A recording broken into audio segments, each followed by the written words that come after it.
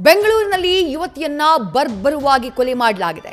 ದೆಹಲಿಯ ಶ್ರದ್ಧಾ ಹತ್ಯೆ ಮಾದರಿಯಲ್ಲಿ ಬೆಂಗಳೂರಿನಲ್ಲೂ ಕೂಡ ಕೊಲೆ ನಡೆದಿದೆ. ಯುವತಿಯನ್ನ ಕೊಲೆ ಮಾಡಿ ದೇಹವನ್ನ ಕತ್ತರಿಸಿ ಫ್ರಿಡ್ಜ್ನಲ್ಲಿ ಇಟ್ಟಿದ್ದು ಪತ್ತೆಯಾಗಿದೆ. ವೈಯಾಲಿ ಕಾವಲ್ ಠಾಣಾ ವ್ಯಾಪ್ತಿಯಲ್ಲಾಗಿರುವಂತಹ ಮರ್ಡರ್ ಇದು. ಸ್ಥಳಕ್ಕೆ ವೈಯಾಲಿ ಕಾವಲ್ ಪೊಲೀಸರು ಭೇಟಿಯನ್ನ ಕೊಟ್ಟು ಪರಿಶೀಲನೆ ನಡೆಸುತ್ತಿದ್ದಾರೆ. ದೆಹಲಿಯ ಶ್ರದ್ಧಾ ಮಾದರಿಯಲ್ಲೇ ಬೆಂಗಳೂರಿನಲ್ಲೂ ಕೂಡ ಯುವತಿಯೊಬ್ಬಳ ಮರ್ಡರ್ ಆಗಿರುವ ಬಗ್ಗೆ ಈಗ ಮಾಹಿತಿ ಲಭ್ಯವಾಗ್ತಾ ಇದೆ. ವೈಯಾಲಿ ಕಾವಲ್ ಪೊಲೀಸ್ ಠಾಣಾ ವ್ಯಾಪ್ತಿಯಲ್ಲಿ ಇಂಥದ್ದೊಂದು ಮರ್ಡರ್ ನಡೆದಿದೆ ಅನ್ನುವಂತಹ ಮಾಹಿತಿ. ಯುವತಿಯನ್ನ ಕೊಲೆ ಮಾಡಿದಂತಹ ನಂತರ ಆಕೆಯ ದೇಹವನ್ನ ಕತ್ತರಿಸಿ ಫ್ರಿಡ್ಜ್ನಲ್ಲಿ ಇಟ್ಟಿದ್ದು ಪತ್ತೆಯಾಗಿದೆ. ಫ್ರಿಡ್ಜ್ನ ಒಳಭಾಗದಲ್ಲಿ ಕೊಲೆ ಮಾಡಿದ ನಂತರ ಯುವತಿಯ ದೇಹವನ್ನ ಕಟ್ ಮಾಡಿ ಇಟ್ಟಿರೋದು ಈಗ ಬೆಳಕಿಗೆ ಬರ್ತಾ ಇದೆ.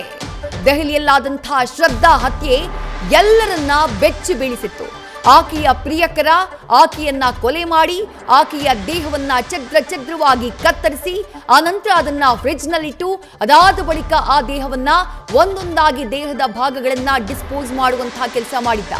ಇಡೀ ರಾಷ್ಟ್ರ ಬೆಚ್ಚಿ ಬಿದ್ದಂತಹ ಪ್ರಕರಣ ದೆಹಲಿಯ ಶ್ರದ್ಧಾ ಹತ್ಯೆ ಪ್ರಕರಣ. ಅಂಥದ್ದೇ ಒಂದು ಕೊಲೆ ಪ್ರಕರಣ ಈಗ ಬೆಂಗಳೂರಿನಲ್ಲೂ ಕೂಡ ನಡೆದಿದೆ ಅನ್ನೋ ಬಗ್ಗೆ ವರದಿಯಾಗ್ತಾ ಇದೆ. ಕೊಲೆ ಮಾಡಿ ಯುವತಿಯನ್ನ ಕೊಲೆ ಮಾಡಿ ದೇಹವನ್ನ ಕತ್ತರಿಸಿ ಆಕೆಯ ಮೃತದೇಹದ ಭಾಗಗಳನ್ನ ಹಂತಕ ಫ್ರಿಡ್ಜ್ನಲ್ಲಿಟ್ಟಿದ್ದು ಪತ್ತೆಯಾಗಿದೆ. ವೈಯಾಲಿ ಕಾವಲ್ ಪೊಲೀಸ್ ಠಾಣಾ ವ್ಯಾಪ್ತಿಯಲ್ಲಾಗಿರುವಂತಹ ಮರ್ಡರ್ ಇದು. ಈಗಾಗಲೇ ಸ್ಥಳಕ್ಕೆ ವೈಯಾಲಿ ಕಾವಲ್ ಪೊಲೀಸರು ಭೇಟಿಯನ್ನ ಕೊಟ್ಟಿದ್ದಾರೆ. ಪರಿಶೀಲನೆ ಮಾಡುವಂತಹ ಕೆಲಸವನ್ನ ಮಾಡ್ತಿದ್ದಾರೆ. ದೆಹಲಿಯಲ್ಲಿ ಆದಂತಹ ಶ್ರದ್ಧಾ ಹತ್ಯೆಯ ಆ ಪ್ರಕರಣ ಏನಿದೆ, ಆ ಪ್ರಕರಣದಲ್ಲಿ ಶ್ರದ್ಧಾ ಹಾಗೆ ಆಕೆಯನ್ನ ಹತ್ಯೆ ಮಾಡಿದಂತಹ ಆಕೆಯ ಪ್ರಿಯಕರ ಆಕೆಯ 11 ಪಾರ್ಟ್ನರ್ ಅಫ್ತಾಬ್ನ ಫೋಟೋನ ನೀವು ಗಮನಿಸ್ತಾ ಇದ್ದೀರಿ. ಮತ್ತೊಂದು ಕಡೆ ಬೆಂಗಳೂರಿನ ವೈಯಾಲಿ ಕಾವಲ್ ಠಾಣಾ ವ್ಯಾಪ್ತಿಯಲ್ಲಿ ಆ ಕೊಲೆ ನಡೆದಂತಹ ಜಾಗ, ಆ ಕಟ್ಟಡ ಏನಿದೆ ಅದರ ಮುಂಭಾಗದಲ್ಲಿ ಸೇರಿರುವಂತಹ ಜನ ಪೊಲೀಸರು ಪರಿಶೀಲನೆ ನಡೆಸ್ತಾ ಇರುವಂತಹ ದೃಶ್ಯವನ್ನ ನೀವು ಗಮನಿಸ್ತಾ ಇದ್ದೀರಿ. ನಿಜಕ್ಕೂ ಆಘಾತಕಾರಿಯಾದಂತಹ ಘಟನೆ ಇದು. ಈ ಹಿಂದೆಯೂ ಬೆಂಗಳೂರಿನಲ್ಲಿ ಮಹಿಳೆಯೊಬ್ಬಳನ್ನ ಇದೇ ರೀತಿ ಹತ್ಯೆ ಮಾಡಿ ಆಕೆಯ ದೇಹಗಳನ್ನ ಕತ್ತರಿಸಲಾಗಿತ್ತು. ಆ ನಂತರ ಹಂತಕ ದೇಹದ ಭಾಗಗಳನ್ನ ಬೇರೆ ಬೇರೆ ಕಡೆ ಎಸೆಯುವುದಕ್ಕೆ ಪ್ಲಾನ್ ಮಾಡಿದ್ದಂತಹ ಘಟನೆಯೊಂದು ನಡೆದಿತ್ತು. ಈಗ ಮತ್ತೊಂದು ಅಂಥದ್ದೇ ಘಟನೆ ಬೆಂಗಳೂರಿನ ವೈಯಾಲಿ ಕಾವಲ್ ಠಾಣಾ ವ್ಯಾಪ್ತಿಯಲ್ಲಿ ನಡೆದಿದೆ. ಸದ್ಯ ಪೊಲೀಸರು ಈಗಾಗಲೇ ಫೀಲ್ಡ್ಗೆ ಇಳಿದಿದ್ದಾರೆ. ಪ್ರಕರಣಕ್ಕೆ ಸಂಬಂಧಪಟ್ಟ ಹಾಗೆ ಹೆಚ್ಚಿನ ಮಾಹಿತಿಯನ್ನ ಕಲೆ ಹಾಕ್ತಿದ್ದಾರೆ. ಕೊಲೆಯಾದಂತಹ ಯುವತಿ ಯಾರು, ಯಾವ ಕಾರಣಕ್ಕಾಗಿ ಆಕೆಯನ್ನ ಮರ್ಡರ್ ಮಾಡಲಾಯಿತು, ಮರ್ಡರ್ ಮಾಡಿದವರು ಯಾರು, ಒಬ್ಬನಿಂದನೇ ಆದಂತಹ ಕೊಲೆನಾ ಅಥವಾ ಹಂತಕರು ಸಾಕಷ್ಟು ಜನ ಇದ್ರ, ಇದೆಲ್ಲದರ ಬಗ್ಗೆ ಇನ್ನಷ್ಟೇ ತನಿಖೆ ಆಗಬೇಕು. ಮತ್ತಷ್ಟು ಡೀಟೇಲ್ಸ್ ನಮ್ಮ ಪ್ರತಿನಿಧಿ ಪ್ರಜ್ವಲ್ ನೀಡ್ತಾ ಹೋಗ್ತಾರೆ. ಪ್ರಜ್ವಲ್, ವೈಯಾಲಿ ಕಾವಲ್ನ ಮುನೇಶ್ವರ ಬ್ಲಾಕ್ನಲ್ಲಾಗಿರುವಂತಹ ಮರ್ಡರ್ ಇದು. ದೆಹಲಿಯ ಶ್ರದ್ಧಾ ಹತ್ಯೆ ಮಾದರಿಯಲ್ಲೇ ಆಗಿರುವಂತಹ ಕೊಲೆ ಪ್ರಕರಣ ನಿಜಕ್ಕೂ ಆಘಾತವನ್ನ ಮೂಡಿಸ್ತಾ ಇದೆ. ಆ ಯುವತಿ ಯಾರು, ಹಂತಕ ಯಾರು, ಏನ್ ಡೀಟೇಲ್ಸ್ ಸದ್ಯಕ್ಕೆ ತಮಗೆ ಲಭ್ಯವಾಗ್ತಾ ಇದೆ? ಈಗಾಗಲೇ ವೈಯಾಲಿ ಕಾವಲ್ ಪೊಲೀಸ್ ಠಾಣಾ ವ್ಯಾಪ್ತಿಯಲ್ಲಿ ನಡೆದಿರುವಂತಹ ಒಂದು ಕೊಲೆ ಸದ್ಯದ ಮಟ್ಟಿಗೆ ಯಾವ ಯುವತಿ ಯಾರು ಅನ್ನೋದ್ರ ಬಗ್ಗೆ ಇನ್ನೂ ಕೂಡ ಸ್ಪಷ್ಟವಾದಂತಹ ಒಂದು ಮಾಹಿತಿ ಲಭ್ಯವಾಗಿಲ್ಲ. ಸುಮಾರು 25 ವರ್ಷದ ಯುವತಿ ಅನ್ನೋದ್ರ ಬಗ್ಗೆ ಮಾತ್ರ ಮಾಹಿತಿ ಲಭ್ಯವಾಗ್ತಾ ಇರುವಂತದ್ದು. ಈ ಒಂದು ಪ್ರಕರಣದಲ್ಲಿ ಗಮನಿಸ್ತಾ ಹೋದ್ರೆ ಕೊಲೆ ಮಾಡಿ ತುಂಡರಿಸಿ ಆ ಒಂದು ಮೃತದೇಹವನ್ನು ಫ್ರಿಡ್ಜ್ ನಲ್ಲಿ ಇರಿಸಲಾಗಿದೆ ಅನ್ನುವಂತ ಒಂದು ಮಾಹಿತಿ ಅಂದ್ರೆ ಅದು ಪ್ರಾಥಮಿಕವಾಗಿ ಲಭ್ಯವಾಗ್ತಾ ಇರುವಂತದ್ದು. ಸದ್ಯದ ಮಟ್ಟಿಗೆ ವೈಯಾಲಿ ಕಾವಲ್ ಪೊಲೀಸರು ಕೂಡ ಸ್ಥಳಕ್ಕೆ ಆಗಮಿಸಿ ಪರಿಶೀಲನೆ ಮಾಡುವಂತ ಒಂದು ಕೆಲಸವನ್ನ ಮಾಡ್ತಾ ಇದ್ದಾರೆ. ಅಂದ್ರೆ ಈ ಒಂದು ಕೃತ್ಯವನ್ನ ಎಸೆದವರು ಯಾರು ಅನ್ನೋದ್ರ ಬಗ್ಗೆ ಇನ್ನೂ ಕೂಡ ಸ್ಪಷ್ಟವಾದಂತಹ ಒಂದು ಮಾಹಿತಿ ಅಂದ್ರೆ ಅದು ತಿಳಿದು ಬಂದಿಲ್ಲ. ಮನೆಯಲ್ಲಿ ಯಾರ್ಯಾರಿದ್ರು ಅನ್ನೋದ್ರ ಬಗ್ಗೆ ಕೂಡ ಈಗಾಗಲೇ ತನಿಖೆಯನ್ನ ಮಾಡ್ತಾ ಇದ್ದಾರೆ. ಅಕ್ಕಪಕ್ಕದಲ್ಲಿ ವಿಚಾರಿಸುವಂತ ಒಂದು ಕೆಲಸವನ್ನ ಮಾಡ್ತಾ ಇದ್ದಾರೆ. ಇದು ಬಾಡಿಗೆ ಮನೆಯಲ್ಲಿ ಆಗಿರುವಂತಹ ಒಂದು ಕೃತ್ಯ ಅನ್ನುವಂಥದ್ದು ಅಂದ್ರೆ ಅದು ಗೊತ್ತಾಗ್ತಾ ಇರುವಂತದ್ದು.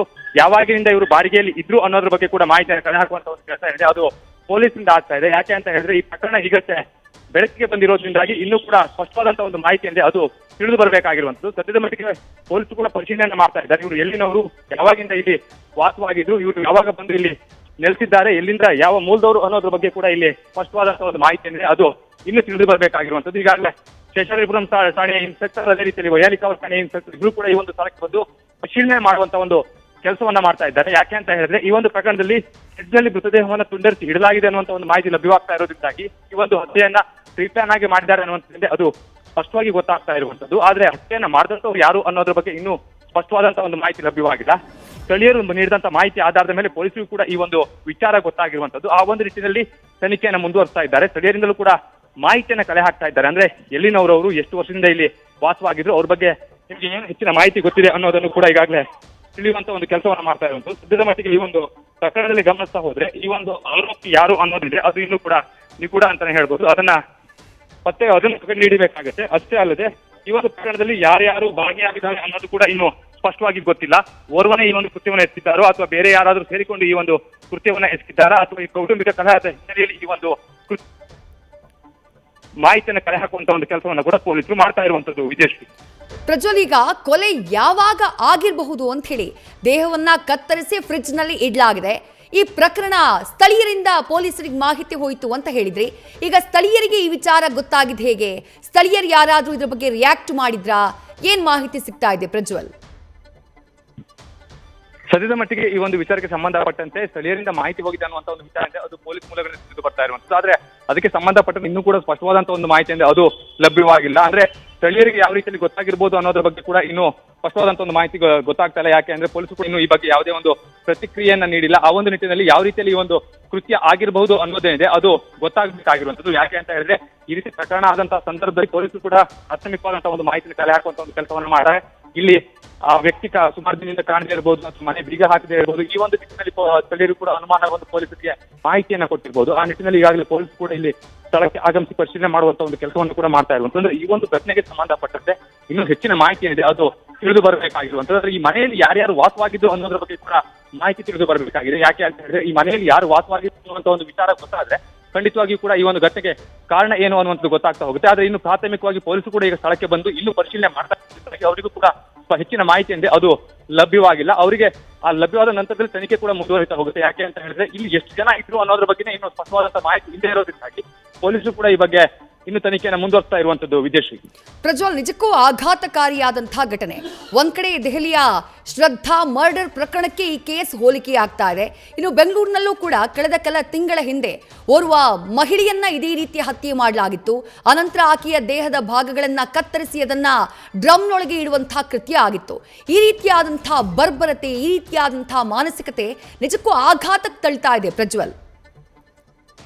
ಖಂಡಿತವಾಗಿಯೂ ಕೂಡ ವಿದೇಶಿ. ಯಾಕೆ ಅಂತ ಹೇಳಿದ್ರೆ ಈ ಒಂದು ಕೊಲೆ ಪ್ರಕರಣಗಳಿಗೆ ಸಂಬಂಧಪಟ್ಟಂತೆ ನೋಡ್ತಾ ಹೋದ್ರೆ ಹತ್ಯೆ ಮಾಡಿದಂತ ಬಳಿಕದಲ್ಲಿ ಮೃತದೇಹವನ್ನು ಕತ್ತರಿಸುವಂತ ಸ್ವಲ್ಪ ಫ್ರಿಡ್ಜ್ ನಲ್ಲಿ ಇರುವಂತದ್ದು ನೋಡ್ತಾ ಇರುವಂತ ಸಂದರ್ಭದಲ್ಲಿ ಗಮನಿಸ್ತಾ ಹೋದ್ರೆ ಆದ್ರೆ ಈ ರೀತಿಯ ಘಟನೆಗಳಿದೆ ಇದು ಸಾಕಷ್ಟು ನಡೀತಾ ಇದೆ. ಇದು ನಿಜವಾಗ್ಲೂ ಕೂಡ ನಾಗರಿಕ ಸಮಾಜಕ್ಕೆ ಒಂದು ರೀತಿ ಭಯಪಡುವಂತಹ ಒಂದು ಪ್ರಕರಣಗಳು ಅಂತಾನೆ ಹೇಳ್ತಾ ಹೋಗ್ಬೋದು. ಯಾಕೆ ಅಂತ ಹೇಳಿದ್ರೆ ಕೊಲೆ ಮಾಡಿದಂತ ನಂತರದಲ್ಲಿ ಮೃತದೇಹವನ್ನು ಸಾಗಿಸೋದಾಗಿರ್ಬೋದು ಅಥವಾ ಅದನ್ನು ಫ್ರಿಡ್ಜ್ ನಲ್ಲಿ ಇಡುವಂತ ಒಂದು ಕೆಲಸವನ್ನ ಮಾಡ್ತಾರೆ ಅಂತ ಹೇಳಿ ಈ ರೀತಿಯ ಪ್ರಕರಣಗಳು ಎಷ್ಟು ಮಟ್ಟಿಗೆ ಹಾಗಾದ್ರೆ ನಾಗರಿಕ ಸಮಾಜವನ್ನ ಮುಂದಿನ ದಿನಗಳಲ್ಲಿ ಭಯಭೀತಿಯನ್ನು ಉಂಟು ಮಾಡುತ್ತೆ ಅನ್ನುವಂಥದ್ದು ಕೂಡ ಇಲ್ಲಿ ಪ್ರಮುಖವಾದಂತಹ ಒಂದು ಅಂಶವಾಗ್ತಾ ಹೋಗುತ್ತೆ. ಯಾಕೆ ಈ ಒಂದು ಪ್ರಕರಣದಲ್ಲಿ ಪ್ರಮುಖವಾಗಿ ನಾವು ಗಮನಿಸೋದು ಪ್ರಾಥಮಿಕವಾಗಿ ಗೊತ್ತಾಗ್ತಾ ಇರುವಂತದ್ದು ಇಲ್ಲಿ ಮೃತದೇಹವನ್ನು ಕತ್ತರಿಸಿ ಫ್ರಿಡ್ಜ್ ನಲ್ಲಿ ಇಡಲಾಗಿದೆ ಅನ್ನುವಂಥದ್ದು. ಆದ್ರೆ ಈ ಬಗ್ಗೆ ಯಾವ ರೀತಿಯಲ್ಲಿ ಸ್ಥಳೀಯರಿಗೆ ವಿಚಾರ ಗೊತ್ತಾಯಿತು ಅನ್ನೋದೇನಿದೆ ಅದು ಇನ್ನೂ ಕೂಡ ಸ್ಪಷ್ಟವಾಗಿ ತಿಳಿದು ಬರಬೇಕಾಗಿರುವಂತದ್ದು. ವಿದೇಶ್, ರೈಟ್, ಥ್ಯಾಂಕ್ ಯು ಪ್ರಜ್ವಲ್. ತಮ್ಮೆಲ್ಲ ಡೀಟೇಲ್ಸ್ಗೆ ಒಟ್ಟಿನಲ್ಲಿ ನಮ್ಮ ಪ್ರತಿನಿಧಿ ಪ್ರಜ್ವಲ್ ಮಾಹಿತಿಯನ್ನ ನೀಡ್ತಾ ಇದ್ರು. ಬಾಡಿಗೆ ಮನೆಯಲ್ಲಿ ಯುವತಿ ವಾಸ ಇದ್ಲು ಅನ್ನುವಂಥ ಮಾಹಿತಿ. ಅದೇ ಮನೆಯಲ್ಲೇ ಆಕೆಯನ್ನ ಮರ್ಡರ್ ಮಾಡಲಾಗಿದೆ. ಮರ್ಡರ್ ಆಗಿದ್ದು ಯಾವ ಕಾರಣಕ್ಕಾಗಿ, ಆ ಮನೆಯಲ್ಲಿ ಯಾರ್ಯಾರಿದ್ರು ಆಕೆಯ ಜೊತೆಗೆ, ಇದೆಲ್ಲದರ ಬಗ್ಗೆ ಇನ್ನಷ್ಟೇ ಮಾಹಿತಿ ಸಿಗಬೇಕಾಗಿದೆ. ಯುವತಿಯ ವಯಸ್ಸು ಸುಮಾರು 25 ವರ್ಷ ಇರಬಹುದು ಅಂತ ಅಂದಾಜು ಮಾಡಲಾಗ್ತಾ ಇದೆ. ಈಗಾಗಲೇ ವೈಯಾಲಿ ಕಾವಲ್ ಠಾಣೆ ಪೊಲೀಸರು ಸ್ಥಳಕ್ಕೆ ಭೇಟಿಯನ್ನ ಕೊಟ್ಟಿದ್ದಾರೆ. ಎಲ್ಲಿ ಕೊಲೆ ನಡೀತೋ ಅಲ್ಲಿ ಪರಿಶೀಲನೆಯನ್ನ ಕೈಗೊಂಡಿದ್ದಾರೆ. ಕೊಲೆ ಮಾಡಿದಂತಹ ನಂತರದಲ್ಲಿ ಆ ಯುವತಿಯನ್ನ ಬರ್ಬರವಾಗಿ ಆಕೆಯ ದೇಹವನ್ನ ಕತ್ತರಿಸಿ ಆ ನಂತರ ಫ್ರಿಡ್ಜ್ ನಲ್ಲಿ ಇಡುವಂತಹ ಕೆಲಸವನ್ನ ಆರೋಪಿ ಮಾಡಿದ್ನೋ ಅಥವಾ ಆರೋಪಿಗಳು ಮಾಡಿದ್ರು, ಇದರ ಬಗ್ಗೆ ಇನ್ನಷ್ಟೇ ಮಾಹಿತಿ ಲಭ್ಯ ಆಗಬೇಕು. ಸದ್ಯ ಪೊಲೀಸರು ಘಟನಾ ಸ್ಥಳಕ್ಕೆ ಭೇಟಿಯನ್ನ ಕೊಟ್ಟು ಪರಿಶೀಲನೆಯನ್ನ ಮಾಡ್ತಿದ್ದಾರೆ. ದೆಹಲಿಯಲ್ಲಾದಂತಹ ಆ ಶ್ರದ್ಧಾ ಹತ್ಯೆ ಪ್ರಕರಣ ಇಡೀ ರಾಷ್ಟ್ರವನ್ನ ಬೆಚ್ಚಿ ಬೀಳಿಸಿದ್ದಂತಹ ಪ್ರಕರಣ ಅದು. ಅಫ್ತಾಬ್ ಎಂಬ ಯುವಕ ಶ್ರದ್ಧಾಳನ್ನ ಮರ್ಡರ್ ಮಾಡಿದ್ದ. ತನ್ನ ಜೊತೆ ಲಿವ್ ಇನ್ ರಿಲೇಶನ್ಶಿಪ್ ನಲ್ಲಿ ಇದ್ದಂತಹ ಯುವತಿಯನ್ನ ಮರ್ಡರ್ ಮಾಡಿ ಅದಾದ ನಂತರ ಆಕೆಯ ದೇಹವನ್ನ ಪೀಸ್ ಆಗಿ ಕತ್ತರಿಸಿ ಫ್ರಿಡ್ಜ್ ನಲ್ಲಿಟ್ಟು ಆ ಬಳಿಕ ಒಂದೊಂದೇ ಭಾಗವನ್ನ ಡಿಸ್ಪೋಸ್ ಮಾಡುವಂತಹ ಕೆಲಸವನ್ನ ಮಾಡಿದ್ದ. ಒಂದೊಂದು ಭಾಗವನ್ನು ಕೂಡ ದೆಹಲಿಯಲ್ಲಿ ಬೇರೆ ಬೇರೆ ಭಾಗದಲ್ಲಿ ಎಸೆಯುವಂತಹ ಕೆಲಸವನ್ನ ಮಾಡಿದ್ದ.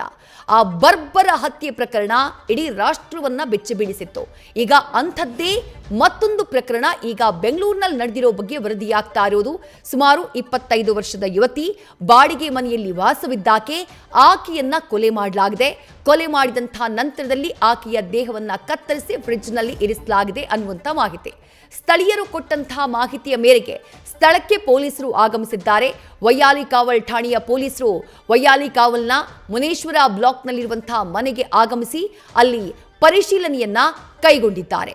ಇನ್ನಷ್ಟೇ ಮಾಹಿತಿಗಳು ಲಭ್ಯ ಆಗಬೇಕು. ಈ ಪ್ರಕರಣಕ್ಕೆ ಸಂಬಂಧಪಟ್ಟ ಹಾಗೆ ಆ ಯುವತಿ ಯಾರು, ಆಕೆಯ ಹಿನ್ನೆಲೆ ಏನು, ಆಕೆಯ ಹತ್ಯೆಯಾಗಿದ್ದು ಯಾವ ಕಾರಣಕ್ಕಾಗಿ, ಎಷ್ಟು ದಿನಗಳ ಹಿಂದೆ ಆಕೆಯನ್ನ ಕೊಲೆ ಮಾಡಲಾಗಿದೆ, ಎಷ್ಟು ದಿನಗಳಿಂದ ಆಕೆಯ ದೇಹ ಆ ಫ್ರಿಡ್ಜ್ನಲ್ಲಿ ಇತ್ತು, ಆಕೆ ಇದ್ದಂತಹ ಮನೆಯಲ್ಲಿ ಯಾರ್ಯಾರು ವಾಸ ಇದ್ರು ಅಥವಾ ಯಾರ್ಯಾರು ಆಕೆಯ ಮನೆಗೆ ಬಂದು ಹೋಗಿದ್ರು, ಆಕೆ ಮೂಲತಃ ಎಲ್ಲಿಯವಳು, ಇದೆಲ್ಲದರ ಬಗ್ಗೆ ಇನ್ನಷ್ಟೇ ಮಾಹಿತಿ ಲಭ್ಯ ಆಗಬೇಕಾಗಿದೆ.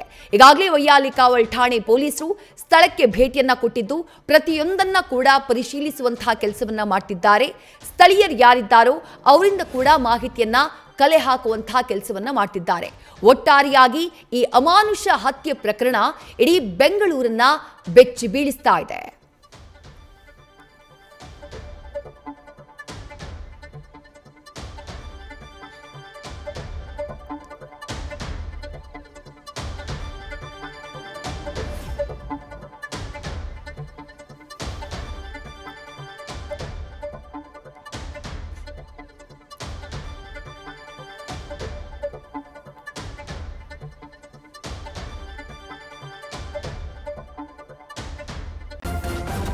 ನ್ಯೂಸ್ ಫಸ್ಟ್ ನಿರ್ಭೀತಿಯಿಂದ ನಿಮ್ಮ ಪರವಾಗಿ.